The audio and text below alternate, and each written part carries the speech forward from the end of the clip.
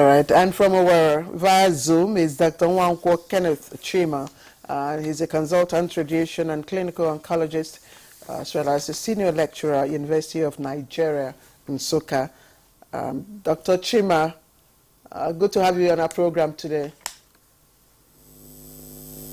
Thank you for having me. Good morning, Nigeria. And just to also add that Dr. Chima is head of department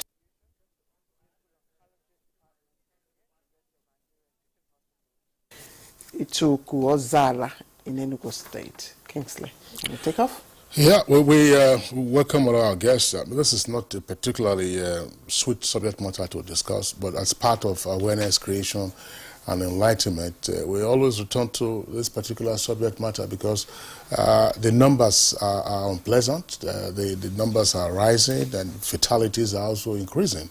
Of course, the population is also growing. I just want to put this on the table before we get into care. That's to say, who is susceptible to cancer.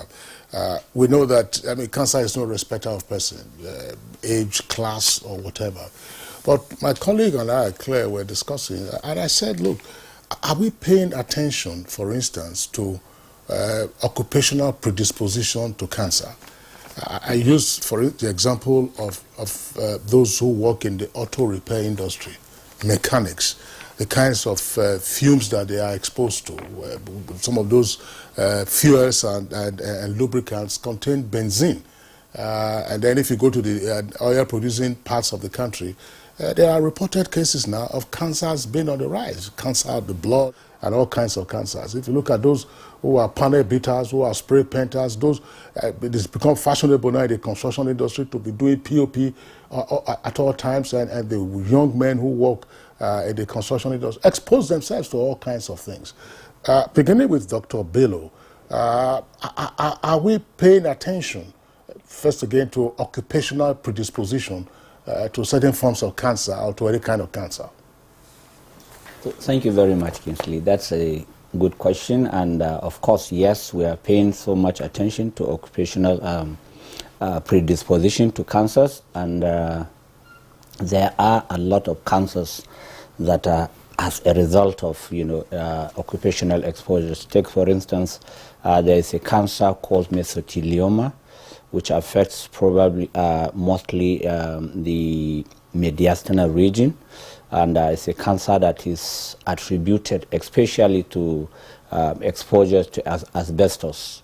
Okay, and some people that are living in areas that have a gas called radon are also predisposed to lung cancers, and so on and so forth. So yes, occupational predispositions are some of the key factors that can actually contribute to development of cancers. However, you see, these are documented evidence from another world. Now, we need to have a concerted effort here. We need to have research and trials to see how much of environmental factor is impacting on the rise of cancers in Nigeria and indeed in sub-Saharan Africa. And a lot of things have been done here.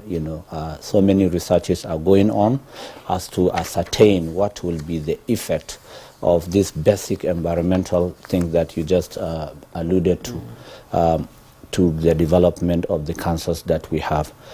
You look at the Niger Delta, especially the water pollution as a result of hydrocarbons.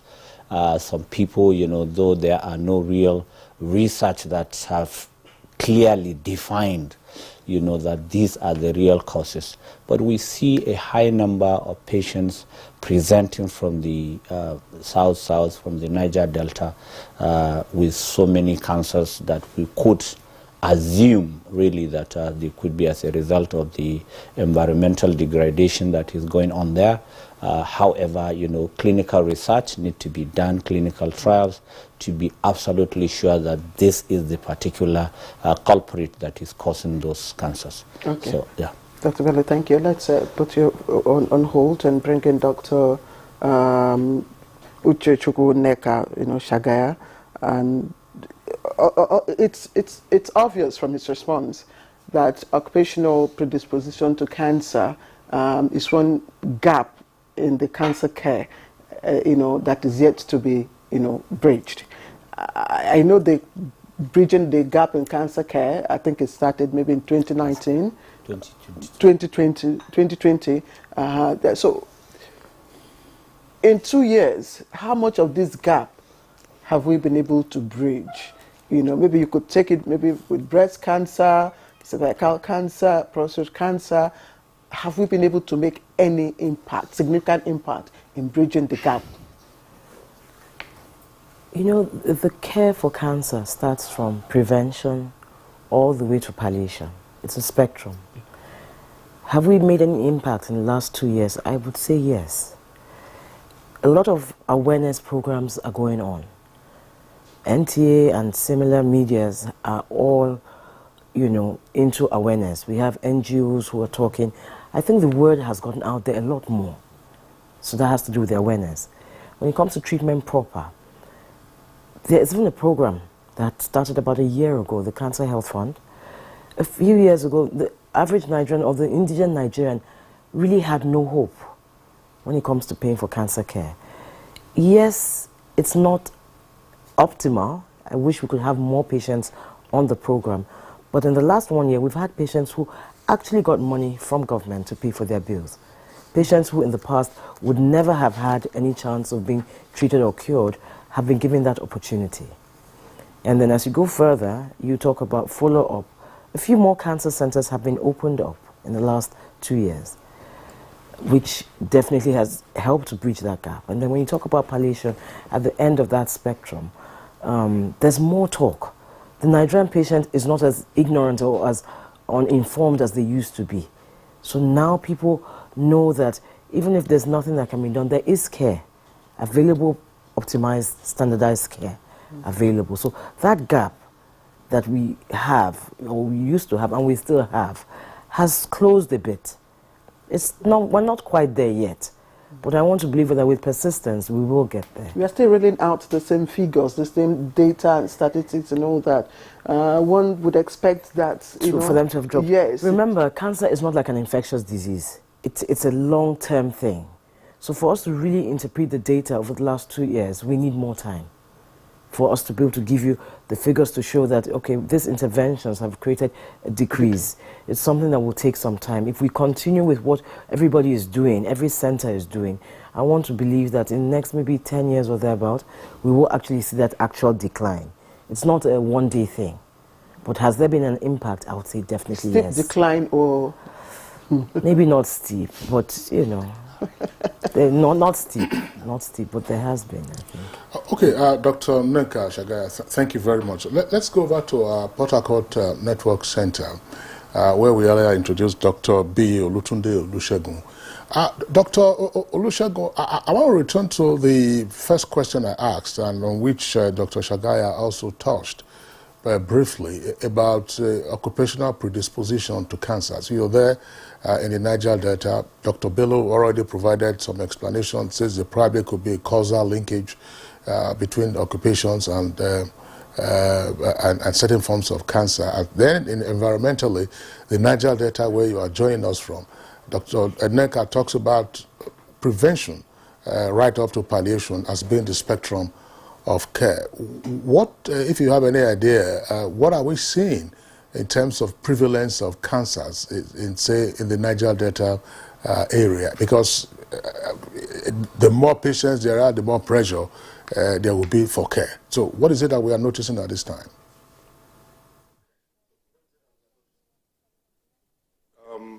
The Niger Delta is a peculiar area because of the fact that we're the bedrock or the seat where petroleum comes from, or at least the bulk of it. Cancer here is just, I think, a true representation of what it is across the nation too.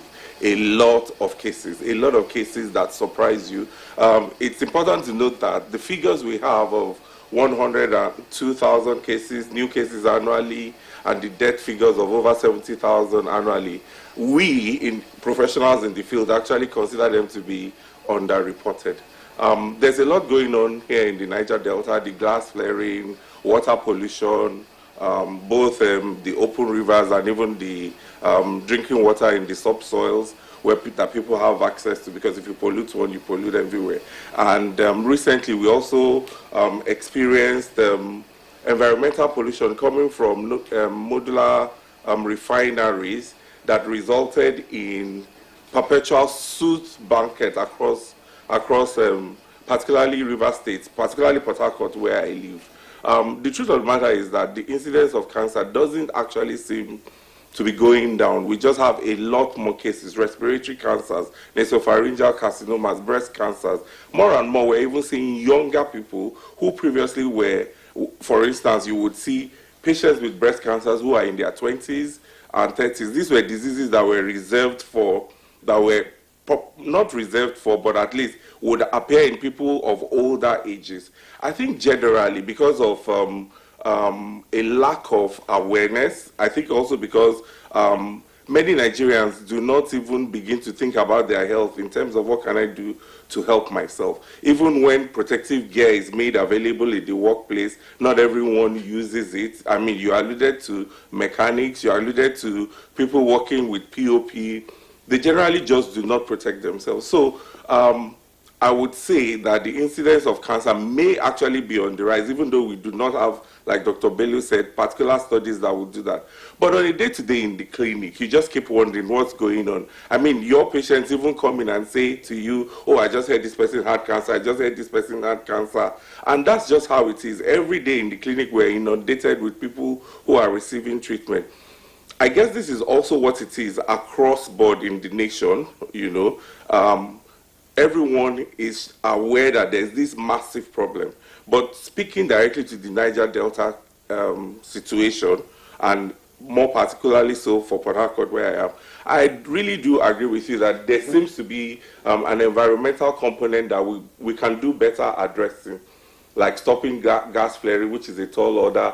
Recently, there has been a very sharp decline in the amount of soot that we see in the atmosphere. So I think maybe the government of the day did do something about that significantly to reduce that environmental pollution. We're hoping that in the long run, like Dr. Shagaya said, if efforts are concerted and sustained, that eventually it would actually interpret into a reduction in the number of cancer cases. But yeah, it's a big problem right about here in the Niger Delta. Dr. Olusegun, thank you. So we move to Owerri, Dr. Nwankwo Kenneth Chima. You listened to Dr. Olusegun saying, of course, that there seemed to be rather an increase in cancer cases, especially amongst young women. He says we've seen more, women 20 years and above, coming down with breast cancers. But we've also seen a good number of women who have also come to tell their survival stories. So a lot more of them are also living to survive, to tell their stories. Is this an indication of better access? Is it an indication of improvement in access or in quality treatment? Okay, thank you very much for the question. Yes, you are right. Increasingly younger people are being diagnosed with cancer.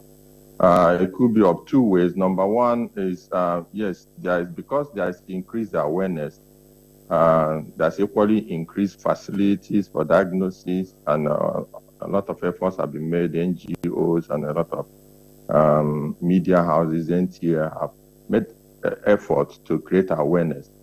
And then that has increased a screening program. And with screening programs, you detect cancer earlier and in younger people. And then on this, that is one. On the second hand, there's equally increased incidence of cancer among young people, because you find out that a lot of people are indulging in some habits that are not used to. Dietary habits, some social indiscretions, and then you find that there are a lot of people coming down with cancer at an early stage. I've seen a breast cancer patient around 12 years old that came with breast cancer to hospital. So, yes, so has to be that apart from awareness in screening, I think we'll probably have to increase awareness on prevention, which is very important. And then the issue of vaccinations, particularly for HPV vaccination to prevent cervical cancer, because equally there's increase in cervical cancer and younger people.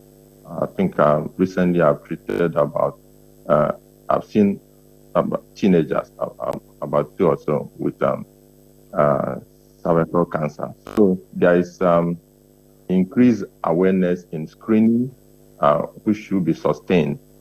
And then, of course, because of some dietary restrictions and some other things, we probably have to increase awareness and education on diets and social behavior and some other factors that lead to increased incidence to help in reducing it. And besides, I think among the blacks, they generally have increased cancer in younger people than recorded in a white counterpart. That is another factor. Maybe there's a bit of genetic things too, which we have to consider. So yes, there's increased incidence of cancer among young people, or increasing incidence. Not just that there's increasing incidence, but there's increasing incidence. But we have to stem the tide by increasing effort in screening and early detection and treatment and education on prevention. Thank you. All right. Thank you very much, Dr. Nwankwo, for your opening comments. Let's go over to our Kano. We're going over to our Kano guest. With us is Dr. Muhammad Inua Mustafa, our Chief Consultant Clinical Oncologist and Head of Department Aminu Kano Teaching Hospital. Dr. Mustafa, Kano is one of Nigeria's largest population concentration centers. What is it that you are observing with patients presenting with cancer? And tell us about the adequacy of facilities to handle them.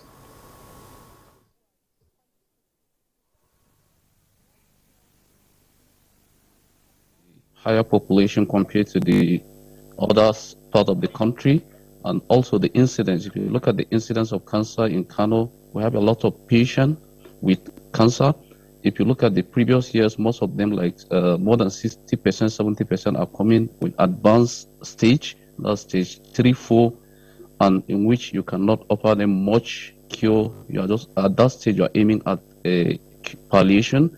But if you look at these coming years, because of we are trying to close the gap, patients are coming at early stage. But if you look at now, like almost like in our clinics, we usually see like more than 50% of patients are coming in stage 2, 3, in which at least you can offer them a cure. And Kano, we have a lot of patients, and we are luckily enough, before, that's like 10 years back, most of the patients, we can only offer them a chemotherapy, palliative care, surgery, in which most of the patients that we see can need to go for radiotherapy, in which we have to be sending them to different centers like Abuja and Lagos, in which most of the patients, they have to travel to different states. They have to find the money for the treatment, also for the transportation, and also accommodation, because they have to stay for at least 6 to 7 weeks for the treatment. But luckily enough, in Kano now, we have a comprehensive cancer center which was launched last week by the President Muhammadu Buhari, in which at least that center will reduce a lot of headache to our patient, because it's a lot of headache even to us oncologists. Seeing patients, we cannot offer them anything apart from the chemotherapy, palliative care. We have to send the patient, and a lot of them even getting the money, because you have to pay. Even if you look at the radiotherapy cost, Abuja 800,000, Lagos patient has to pay 1.2 million. Apart from that, too, patient needs to get money to get accommodation to stay for six weeks, and also the transportation to use a flight, and also they have to go with their relatives to this. So there's a lot of headache, but at least with this center, the burden, we are trying to close the gap, I think, and it will really help a lot of patients, not only from Kano, and also from the other part of the northern part of Nigeria too. Thank you. Dr. Inua Mustafa, thank you. We'll return to you. Dr. Bello, I know you've been on this program quite a number of times, and in each of those times you've been here, I know you've always, harped on the issue of equipment. You've always talked about access. You've always talked about manpower. Now we hear, every now and then centers being opened, cancer centers, diagnosis centers in different parts of the country. One question, those centers are opened, are they, fully equipped with the manpower to operate them? That's one. And secondly, is there any data, incident data of, cancer cases in the rural area, between the rural communities and the urban centers? Because what we see is that there seem to be more cases in the rural communities, and this is where the burden of care is domiciled, if you permit me to use the word. So, Claire, you have asked so many questions at the same time. Two questions. So let me start with the last one, whether we have data. In Nigeria now we have established cancer registries across the country. We have from south the Calabar Cancer Registry, we have the Ibadan Cancer Registry, we have the National Hospital, the Abuja Cancer Registry, and so on, Ilorin, and so on and so forth. But these are mostly hospital-based cancer registries. What the Federal Ministry of Health is trying to do is to establish the population-based cancer registry, where you will be able to reach out to the local rural areas and so on and so forth. We don't have that data, and that's why I think Dr. B was talking about data, whether we have more than what is being projected, by the global cancer statistics that is being said, that we have over just about 100 and something thousand, in Nigeria, new cases every year. We do believe that, yes, we have way more than that in Nigeria. So the data is just evolving, and I want to believe that in the next 5-10 years, perhaps we will be able to have a national population-based cancer registry, and then we will be able to say that this is the actual number of new cases, the actual number of deaths, and so on and so forth. But for now, we are just evolving, and that's why we said, well, closing the care gap, there are too many things. And coming back to the first question, I'll tell you that in Nigeria, for example, a population of 200 and something million people, by World Health Organization standard, we will require about 200 radiotherapy machines. We still have less than 10 functional, 10 out of 200. So you can think for yourself whether we have actually succeeded in closing the gap. We are moving, but very slowly. The number of trained oncologists, clinical and radiation oncologists, from the inception of the training in Nigeria is less than 120. And you consider brain drain, about 40% of them have, as they say in quote, japa, they've left the shores of this country and they are practicing in high-income countries. So we are left with that gap of getting the right people to man those machines. I keep telling people that machines don't treat people. Clinicians, experts treat people using machines. So if you provide facilities, you must make adequate arrangement to make sure that there are competent, efficient people that will manage those machines. Otherwise, you are simply doing a white elephant project. Yes, sorry. You see, when I saw the center in Kano, we must commend those state executives, that take the initiative to establish those centers. We really must commend them, But I was worried because it looked so beautiful, so standard, But my concern was maintenance and those that will actually render the services. And you have just said it. In coming up with these, projects, do they also seek, consult with the experts to know the need areas, So I don't know. Yes. So I do believe that they do consult experts, but the thing is that getting experts to man those centers is one of the most Herculean tasks. And that is why the high-income countries, there was a lot of deaths as a result of COVID, and then because of that, they are now reaching out to third world countries and enticing, experts to move there so that they can give them more money and so on and so forth.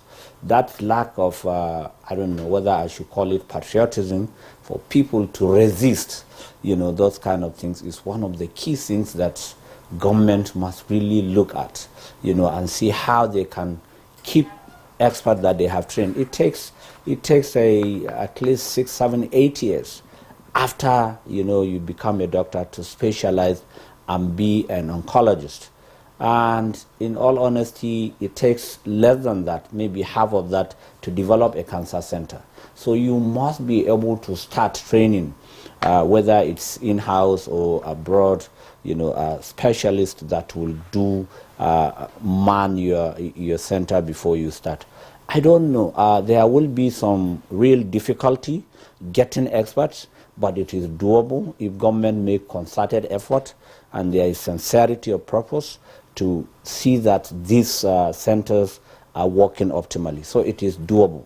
It is possible, but as of today, I am not sure. I do know, anyway, Mustafa will tell you that I think he is probably the only clinical and radiation oncologist that is practicing in the whole of Kano State and Kano Metropolis, and probably be maybe the only one that is practicing maybe in South-South, well, not South-South, but in River State, including Akwa Ibom and, some certain areas around that area. So there are no real experts to man most of these facilities. And if we need to start going out, it will be very expensive, really, to bring back those that have already taken off.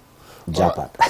Dr. Bello, thank you very much. Dr. Nneka Shagaya, let's understand the manpower needs for cancer care. Who are the specialists that are involved in cancer care? I know, of course, you will require the specialist physician, but who are those that are involved, and what do we know at the moment about the adequacy of the supply of these specialists? So cancer care, optimal cancer care is done by a team made up of a surgeon, preferably a surgical oncologist, a pathologist, a clinical oncologist. In Nigeria, we have clinical stroke radiation oncologists because our training is encompassing. In the US or in some other countries, you would have a medical oncologist and a radiation oncologist. But here we have clinical stroke radiation oncologists.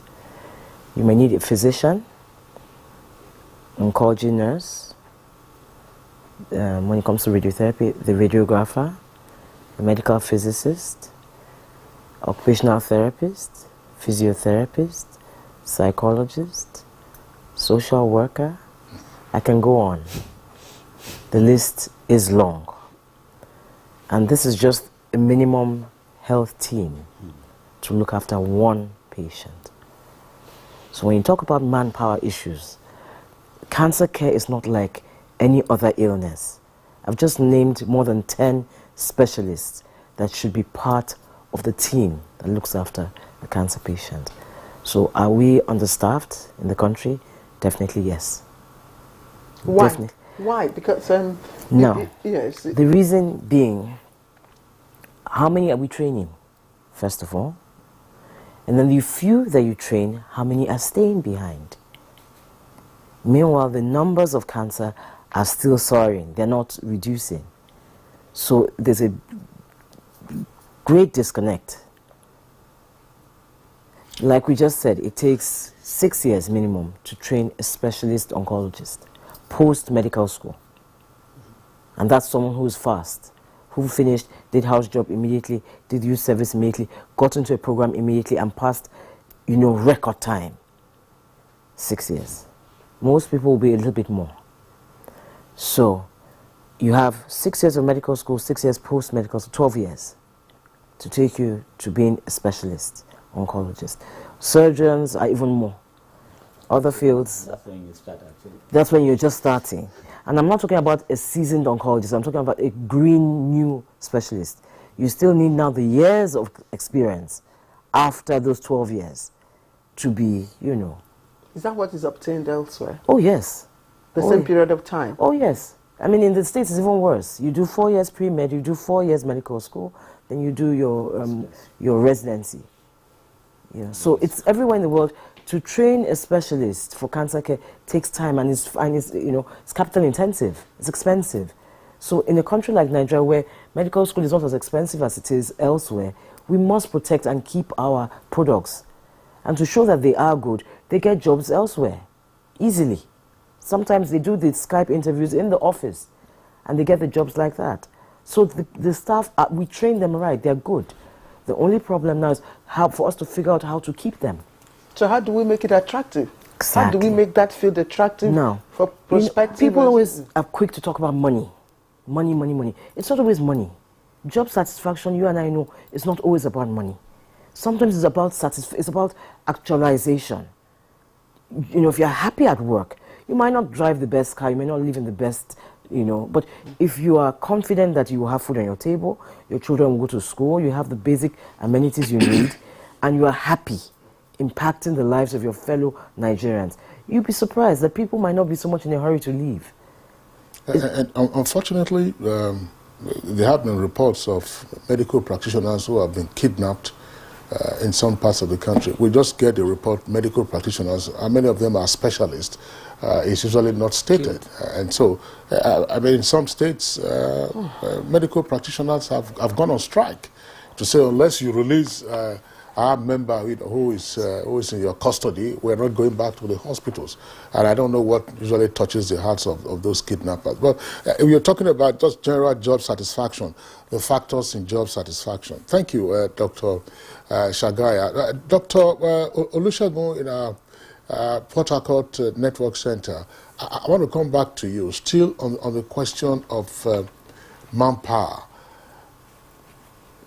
Who pays for the training of this number of personnel that you require for cancer care at an optimal level? Is it the individual who seeks specialist training, or because it's not just to say that you're going to for postgraduate studies and so on and so forth. Who pays for it, and are there gaps, for instance, in the training, that's to say access to training, that we can also fill so that we have many more of them to go through the process and, of course, get the requisite knowledge and skill?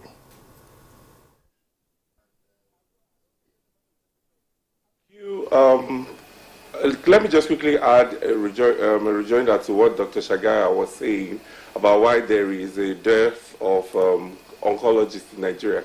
And I think one of the major challenges is the fact that cancer is just a sad business, and many doctors find it difficult to be able to practice in that space where it's always ugliness, it's always dirty, it's always sad. And that makes many people, in fact, when you tell doctors, other physicians that, oh, I'm an oncologist, the first thing they ask is, how do you cope? So there's a lot of burnouts, emotional burnouts, on the part of oncologists. It makes it a little bit less attractive to most people. And you'll find out that in many instances, people who actually pick up oncology as as their specialist training have some vested interest, maybe by personal experiences that make them say, no, I'm going to roll up my sleeves and fight this thing. So I think it's actually a major contributor. She's actually very right. I mean, job satisfaction is something that is, I dare to say, sorely lacking in many centers. I practice in a place where I am the only clinical oncologist, and you can imagine what it is like having to attend to all the patients in a big hospital where I work, like the teaching hospital. So who pays? Who pays? When you go to medical school and you start your training, I mean, your parents pay for you. Granted that the fees that we pay for schooling in Nigeria are incomparable to what other people, what other countries, more developed countries, pay. But as I say that immediately, I will also add that there are also places where students don't pay anything to go to school. But once you finish out of medical school, you are now a full-fledged worker. You can choose to be a general practitioner and just go on with that knowledge that you have learned in medical school. But if you want to be an oncologist, you have to sign up for a residency program and write an exam called primaries, which in most centers in this country, I want to believe that the federal government contributes. You initially pay out of pocket, but you do get a refund. During that period, you are also working as a resident doctor, trying to get through the training of becoming a specialist, which we refer to as a consultant. So during that period, you're working as a resident doctor, which I'm sure most people know about. The ARD, Association of Resident Doctors, are the workhorse of any of our higher institutions of treatment. So during that period, you write a series of exams. In most centers also, when you're writing your exams, you do have the government refunding you the monies you spend on some, if not all, of your exams and some of your training. So it's partly funded by the government and then partly paid out of pocket payment. And so when you then finish, this is where some of the challenges come.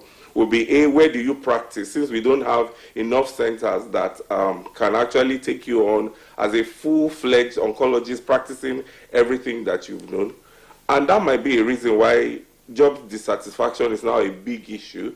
You've learned so much. Sometimes you've paid your way out of the country to go and do some specialist training. You're excited about what you know, and then you come back and then it's difficult for you to put these things into practice. It starts making other centers that look to you with even more attractive remunerations. It starts making them look really great. So it's a difficult situation where you've gone through all of that. You have to remember that there's a lot of emotions involved. You've sacrificed a lot, even though most of the payment is coming not from your pocket, but there's also a lot of emotional involvement, a lot of sacrifices. The work hours for a doctor during training are massive. You're cut away from your family for a lot of times and all of that. So when you come out, you want to finally heave a sigh of relief, get something that you think is commensurate and can take care of your family, and then practice beautiful medicine. That's where I think the ball is being dropped a lot. Shago, thank you. But I'll still ask you, in view of the need for manpower, because we really need manpower, to man the centers that are growing and also attend to the growing, number of patients. So we must find a way of making that department not just interesting but also attractive, for prospective students to also stay. What, in your view, can be done? How can that aspect of specialization be re-engineered to attract, even students,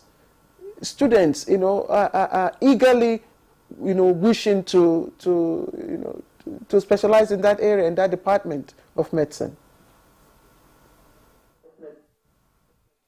Yeah, okay. I think that one of the first steps would be to actually have an acceptance of the fact that there is a need, not just lip service, but an understanding on the part of I believe the government in this instance, that there is just a dire need for more specialists all across board actually, but since we're talking about cancer, we'll focus on that. And then these residencies have to be made extra attractive.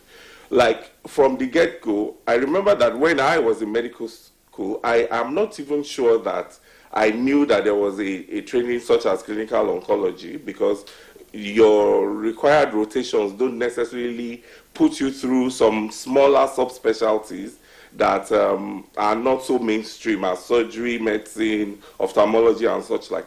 So yes, I think an awareness on the part of students by inculcating more of rotations through some of these subspecialties might be a way to go, but that would require people in charge of university education to improve curriculum. But more than anything else, even when you finish as a doctor, remember that most people know there's cancer. Most people know also that, you know, treatment has got to be offered by some sort of specialist.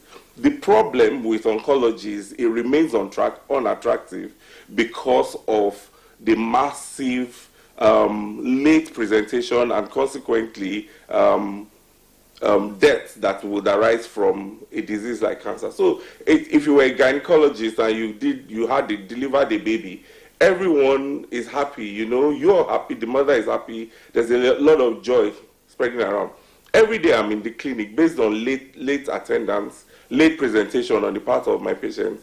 I'm going to have to sit them through and tell them things like, oh, this is not going well, this is not a disease we can cure again, I'm sorry, the time left would not be so significant, or maybe let's just give it a shot, but it's a 50-50 outcome. I don't know how well this patient is going to do. Doctors just need to, we need to actually make that training therefore attractive, because it's so sad. And one of the ways is to offer incentives to people who decide to actually brave this field. I know that immediately many people would say, oh, but then there's this problem here, then this problem here. So, but let's make it more interesting. Let's make it more attractive to people in terms of maybe remunerations, postings, or benefits that they would get that will come. And then lastly, more than anything else, is for us to also have more centers that are working. I mean, with the Kano Center now that has opened, which is looks fantastic, I mean, I'm almost certain that alone is going to stimulate certain people, certain doctors who are there to think, okay, there's an opening here, there's a lack here, perhaps I could actually sign up for this and see where it takes me to, so that I can actually contribute to the care of my people. If there are more centers that are truly functional, truly fully equipped, and in need of people, it actually will serve as a magnet to bring in people who will then want to specialize. So education, incentives during residency in some way, higher remunerations for people who are doing these difficult postings, or maybe some other forms of incentives that come from there, more centers to actually help draw in more people, more functional centers to draw in people. Right, Dr. Olusegun, we appreciate your intervention at this time. We are going on a short break. When we return, we continue with the conversation. The new Milo 3-in-1 Milky and Creamy is truly milky and contains calcium. So, no need to add milk for that rich, creamy cup, which helps to nourish and energize your kids. Milo 3-in-1 is such a smart choice. Milo, energy to go further.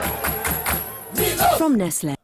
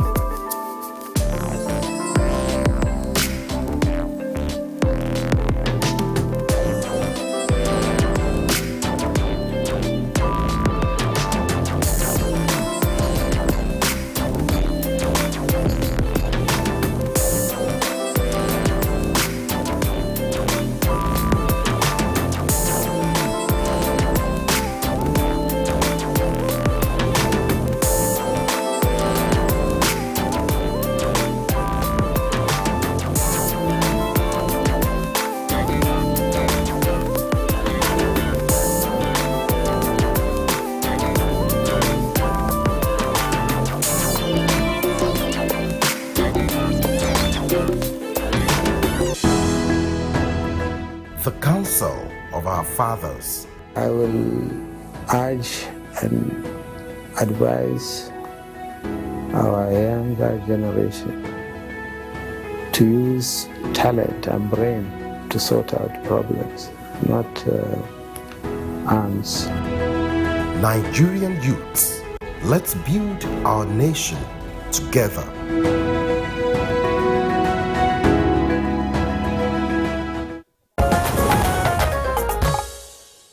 All right, you're welcome back, and it's still Good Morning Nigeria. We're live on NTA's network service, broadcasting from our Abuja headquarters studios. All our guests are still with us via Zoom from Owerri, via Zoom from Kano, Port Harcourt Network Center, and two guests here in the Abuja studios. I want to go back to Kano, Dr. Inua Mustafa. Dr. Inua Mustafa, tell us something. Why is cancer care so expensive? Can you break it down for us? And what, in your opinion, can be done to ameliorate the high cost of cancer care? Okay, thank you for the question. So cancer care, not only in Nigeria, all over the world, is very expensive, because if you look at the equipment, they are all expensive. Look at the machine, the cost of the machine, because the machine is very expensive, and also the maintenance too. And maintenance is very expensive too. You have to train the engineers, and also if you look at the machine, we have different machines. We have the external beam radiotherapy, which is the linear accelerator and others, and also we have the brachytherapy, in which usually come with a source, and this source you have to be changing it time to time, and that too is very expensive too. And also apart from that, other cares, like apart from the radiotherapy aspect, if you look at the chemotherapy drugs too, they are very expensive. The immunotherapy, because if you look at let me give you an example. For breast cancer, usually if the patient is, there is what we call immunohistochemistry. If the patient is HER2 positive, so he needs to go for targeted therapy, which are very expensive. The minimum one is around 235,000, and also it can be more than that. It can even reach up to 1 million for the case of the chemotherapy. And also, apart from that, the surgery too. Hello? And the surgery too is very expensive too. So all the treatment categories, from the radiotherapy, chemotherapy, surgery, and also the palliative care, are very expensive. That is why most of the country, they have a insurance. They have a health insurance that cover for the health care. And Nigeria too, the national health insurance, they started covering for the chemotherapy and radiotherapy in some part of the country. But if you look at the NHIS, the number of coverage is still minimal compared to the number of population we have in Nigeria. So cancer treatment is very expensive. The government has to come in, and also the philanthropist too has to come in, so as to support the patient too. Because if you look at it, more than 80% of the patients in Nigeria are paying out of pocket. So I think we need to encourage to increase awareness too to the government, and also the philanthropists too, to start supporting the patient too. Because if you subsidize the price, also you don't have enough money to generate for the maintenance and also for the replacement of the machine. Because if you buy a new machine now, you have to put at the back of your mind that after some years you have to replace the machine. So, and it needs a lot of money for the replacement too. And also buying source, maintenance, also a lot of money. And with this, we have a cancer health fund too, which started at least supporting some few patients, and that one too is not that enough. I think government needs to do more than that, and also to increase more centers. Because if you look at the centers now, very few centers that recruit patients on this cancer health fund. And also they need to increase the number of cancers, because they just they just pay for the breast cancer, cervical cancer, and the prostate cancer. And like from my center, I have to be sending patients to Zaria because Zaria is the only center that covered for the whole Northwest. And there is a lot of headache and stress sending patient, and they will return, patient will return. And some of them, most of the patient, they'll be waiting for the treatment. For example, you send the patient while maybe you are maybe at stage 2, patient will not get an approval till maybe the state has changed to maybe stage 3 or 4. So we have a lot of headache. I think the government needs to increase the number of the centers and also the process to maybe relax the process so that the patient can get the money to have the treatment too. So cancer treatment is very expensive, and government alone cannot do. And I think we need more philanthropics and also to create awareness also to our patients, because most of our patients are coming late. If they are coming late, it's more, they spend a lot of money and you're not aiming at cure, is palliation. But if they are coming late, you spend less. Because there even a study we did on the economic burden of cancer, how much patients spend for their treatment. So if you look at the minimum amount that the patients spend, is more than almost like 2 million. That is the minimum. Based on our study, we found that the cervical cancer has the least spending, in which patients spend almost minimum of 2 million. So some patient can even spend up to like 20, 30, 40 million, depending on the type of the cancer. Especially maybe if you are using immunotherapy, targeted therapy, they are very expensive. And in some situation, in some patient, you are using it for a lifetime. You have to continue till maybe if the treatment has stopped, patients stop responding for the treatment, or if there is a toxicity. So there is a lot of challenges, and also we need to maybe support the patient too, because most of our patients we saw are from the low socioeconomic class. Dr. Noor Mustafa. Yes, Dr. Noor Mustafa, thank you. Thank you for the points that you have raised. And that brings me to the question of the impact of chemotherapy, because most times, even when some people present, now let me use women, breast cancer, when they present early and are diagnosed, when you ask them why they have not, gone further for, they tell you they don't want to go through that process called chemotherapy. There are so many, whether myths or illusions surrounding the chemotherapy process and all that. I don't know, maybe Dr. Bello, you want to clarify for us what really goes on? Why are people afraid of chemotherapy? So chemotherapy is just administration of drugs called cytotoxics that will go and kill cancer cells. Now, this is just a way of defining it, but it requires a lot of expertise to be done. And when it is not done by proper specialists, there are too many side effects. And as a result, some people think that, yes, this is what is actually killing them. I had an 85-year-old patient who presented to me, and he had this metastatic prostate cancer. It has spread, and there was a need, for chemotherapy. I assessed him, and I found him fit to have the treatment. And when I told him about chemotherapy, he said, "Oh, by his dead body." It took me a long time to convince him to have the treatment. And after receiving 2 cycles of the chemotherapy at 3-weekly interval, and he was still hale and healthy, he was even feeling better, he came and showed me a video of a woman that was shouting and crying, "Please don't take chemotherapy, because chemotherapy kills people." You see, so the social media has impacted negatively on a lot of people who don't actually go to the specialist to explain what chemotherapy is.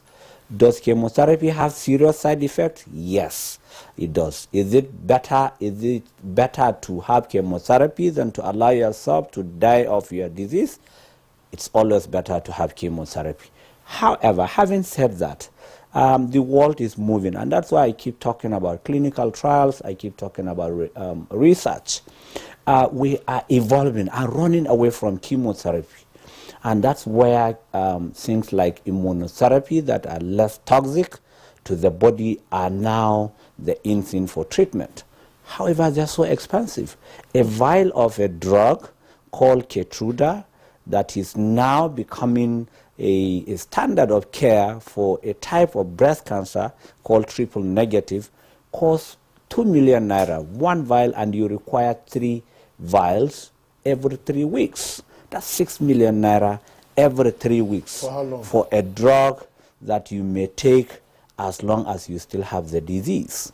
So there is no even ceiling as long as you are responding, because that's the new care. So where on earth, if you are not a thief, it's true, majority of the population, or a successful business, well, I don't know so many successful businessmen that are common men, really. And majority of our patients are indigent. They can't afford even 3 square miles, talk less of getting 6 million naira for every cycle. So the best option as of today is the lesser evil, which is the chemotherapy. And believe me, people are responding very well, and if given properly, the side effects are prevented to an extent. Loss of hair, you can prevent it, but we are not even worried about that because the hair comes back. And all the other side effects can be taken care of. Dr. Bello, I want to bring in Dr. Nenka very quickly because we are pressed for time. Dr. Nenka, Dr. Bello was explaining chemo. What is I also hear of radiotherapy. That is one leg of it. But the other leg, which is very crucial, considering the high cost of care, can there be local content in cancer care so as to diminish the high cost? Because he's talking about a vial of some I mean, you heard him a while ago. Yes. Can there be local content? It's possible that these items and medicines are all produced abroad, but is it possible for us also to start looking? If I say local content, I'm not talking about you going to some herbalists and then preparing concoctions for you. That's not the question I'm asking Dr. Nenka. So, chemotherapy versus radiotherapy. Secondly, can there be local content in cancer care? When you say local content, what do you mean, really? I want to be sure. What I mean, are we talking about alternative medicine, or are you talking about manufacturing locally? No. That's what I just explained. I'm not talking about alternative medicine. When I talk about local content, for instance, if you say machines, let's say machines are very expensive to procure, spares are very. Is it possible? Yes, we know our level of industrialization. Is it possible to produce some of these machines here? Is it also possible to produce some of the drugs in country rather than getting everything imported and everyone is relating it to the exchange rate? Now, when you talk about the production of the drugs here, India did that. In India, the Keytruda you just mentioned is cheaper than anywhere else in the world, because what they did was to use their manpower. They produced those drugs, got the big pharma to have the pharmaceutical companies in India, and insisted on it being, because the production is cheaper, so the price dropped. We could do that. Nigerians are intelligent people. If we could get our act right, we could go into local manufacturing, yes. With regards to manufacturing of the equipment, we're still very bright people. Our engineers probably, with a lot of training and a lot of, many years down the line, maybe yes. But for now, no. Chemo versus radio? Chemo versus radio depends on the disease. Radiotherapy, on the other hand, is radiation, ionizing energy. Like you joked earlier on saying X-ray. But it's a type of X-ray that can treat cancer. It is not painful. It's easy to administer if it's being administered by the specialists. Unfortunately, it's not easily accessible. We don't have enough centers. And beyond that, there is a synergy. You can have all chemotherapy, then radiation, then other things, and so on. So it's not like in our case, 70% of our patients will require radiation therapy in their cancer care journey. So even if you've had chemotherapy, you may still have to come for radiation. So they are together, that, you know, or sometimes be given together. We need to bring in Dr. Nwankwo. Yes, okay, Dr. Nwankwo, let me also, this question also goes to you. Dr. Chima Nwankwo, why is it that patients who are undergoing cancer care, chemo, radio, or immuno stuff that Dr. Bello, sorry, I'm not, I didn't quite get it yet, I'll get the name from him. Why do they, you see, an otherwise healthy person begins to shrink, just shrivel? What accounts for that? And then if you want to also contribute to the other leg of saying, can we have local content, if you like, in-country supplementation of necessaries for cancer care? Okay, thank you very much. Well, yes, let's say, what is the modality? What is the mechanism of action of some of the treatment modalities? Let's take chemotherapy, for example. How does chemotherapy work? Of course, it works by affecting the division of cells. And then many a time I find that the chemotherapy is not very specific to the cancer cells. So that means the way it acts against the cancer cells may be the way it acts against the normal cells. I think the only main difference is exploiting is the fact that cancer cells divide at a fast rate, you know, and because of that, it affects it more. So any cell in the body that divides at fast rate, that is bone marrow cells, epithelial cells, mucosal cells, will equally be affected. So that is why you may have serious side effects. And that is why you may notice that the health of the patient is equally affected. So, and that is why research is going on into what we call targeted therapy, where you target the cancer cells and not the normal cells. And then, of course, there are a lot of research into that. Companies spend billions of dollars researching on the drug. And of course, when they discover such drug, it has to be very expensive because they have to recover what they spent. And that is why some of these drugs are very, very expensive. And then, of course, targeted therapies give less side effects because they target the cancer cells more and not the normal cells. Although they equally have their own side effects, but it's milder compared to chemotherapy that affects the normal cells more, so, equally like the cancer cells. So they found out that for the local content, we need to actually put a lot of research work, and then we need to budget money for it. There has to be a lot of budgetary allocation to research, because it boils down to the research. Because for you to get effective treatment modality, effective drug, effective treatment modalities, you need to do a lot of research on it, and you need to put a lot of money into it. And it's been difficult for government to meet up a lot, although they are trying. But equally, the encouragement is on private individuals to make input. As a matter of fact, you find out that many centers that are working in the country now is because they are private input, the private participation in maintaining and the equipment and in training. So private participation is very, very important and should be encouraged. And that's what we're encouraging now for investors to invest, for government to allocate a lot of funds in the research. If you don't research well, you can't get much local content into the management of cancer. So basically, that's what we need. We need the research, we need funding, and then, of course, that will help you to discover effective treatment that will have less side effect on the patient, and then, of course, less outcome, less hazard outcome, like if the patient losing weight, shrinking, hairs falling off, and all sort of side effects. So you need to invest in going for targeted therapy, and that is where to reduce those side effects and make the outcome to be better for the patient with less side effects.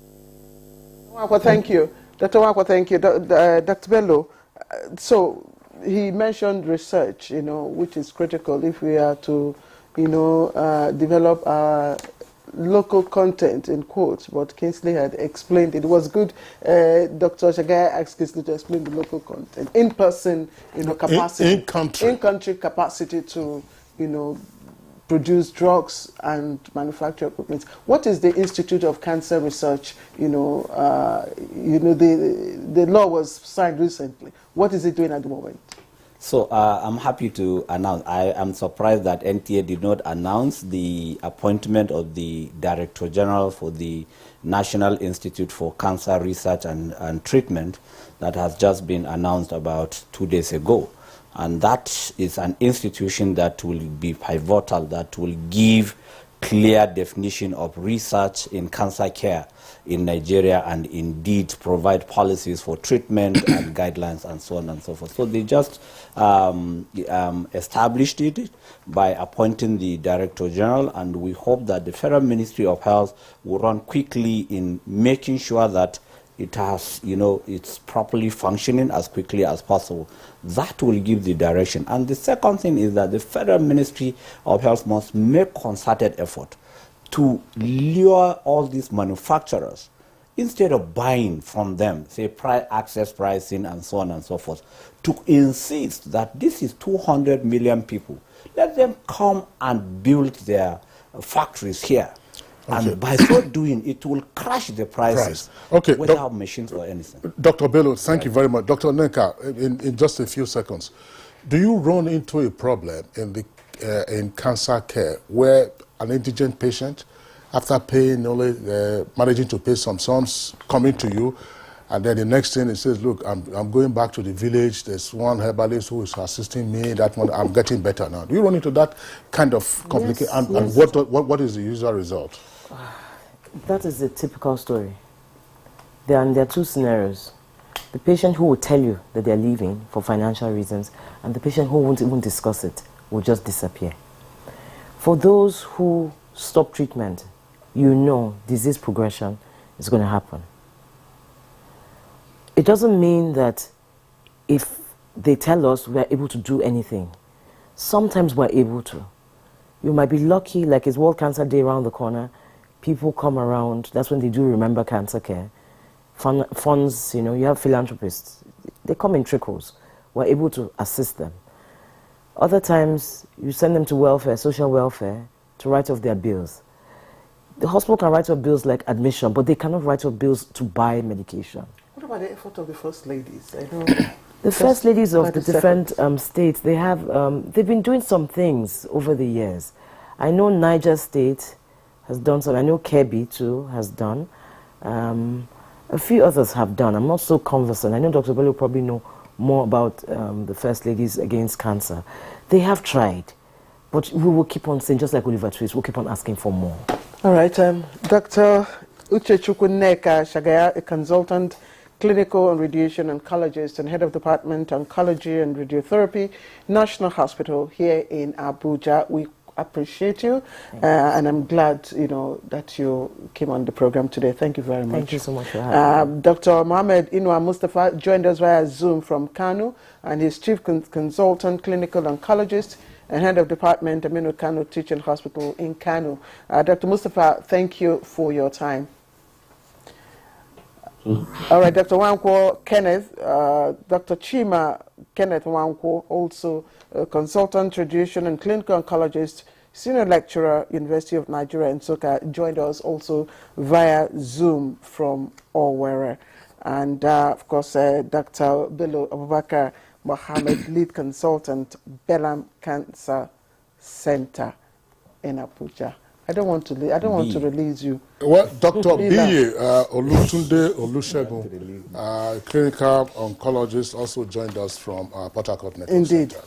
Indeed. Thank you very much, Dr. Olusegun, and indeed all the other guests. Enjoy your weekend. Thank you. All right. And thank you from me. That's Good Morning Nigeria for today and for the week. Again, the campaign against rape and rapists is hot on. Do join us in our campaign. We'll see you next week by God's grace. I am Claire Adelabu Abdul Razak from all of us, all the GMN crew.